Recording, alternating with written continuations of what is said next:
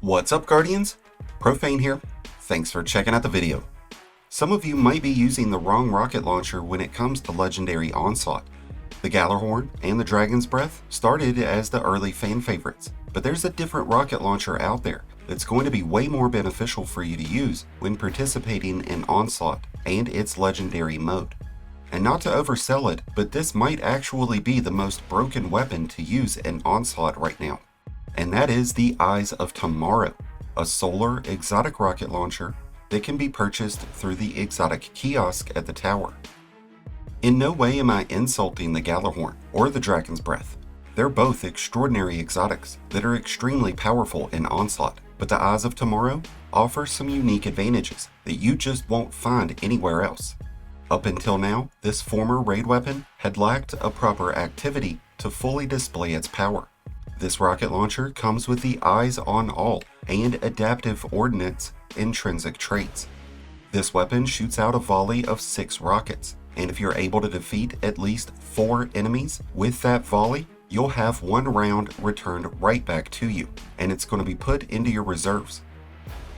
When used in the right situations, this could permit you to have a never-ending supply of rockets, almost turning the Eyes of Tomorrow into a primary weapon. And considering Onslaught will send large waves of enemies at you that always consists of several weaker rank and file enemies, this is an absolutely perfect choice to get you through all 50 waves. Aiming down sights before firing will target enemies. These rockets will auto-lock onto nearby enemies, even if you don't aim down sights. But once you have targeted those enemies, there's almost nowhere that they'll be able to run and hide. After defeating 4 enemies with a volley, Adaptive Ordinance will provide you with a 50% increase in damage that gets applied to each rocket that's in the next volley.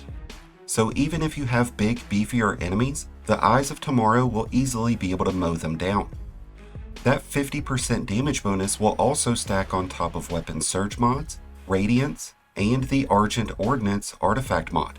This gives rocket launchers a 15% increase in damage whenever you have armor charges active. With the use of Siphon Helmet mods and Reaper class item mods and the Blast Radius artifact mod, we can easily create orbs and keep those armor charges filled. Eyes of Tomorrow will also benefit from the use of the Flint Striker and Kindling Trigger artifact mods, which will give us radiance and give the Eyes of Tomorrow the ability to scorch targets. When radiant, we will have a 20% increase to all weapon damage, so you're looking at least an 85% increase in damage once Adaptive Ordnance is active. And even more so if you were to be using weapon surge mods. Using tether or strand suspensions will be a great way to bunch enemies together to make it much easier at triggering Adaptive Ordnance. There's several class exotics that pair up really nice with the Eyes of Tomorrow. The Radiant Dance Machines will give hunters a way to automatically reload each volley, and the Foe Tracers would give us extra damage. The Mantle of Battle Harmony would be a great option with Warlocks, but so would the Transverse of Steps or Rain of Fire to give us a way of automatically reloading Eyes of Tomorrow. Titans could use either the Path of the Burning Steps or the Precious Scar to cash in on bonus solar synergy and bonus damage. The only downside to running Eyes of Tomorrow is when you have overly aggressive teammates who are trying to steal those kills from you.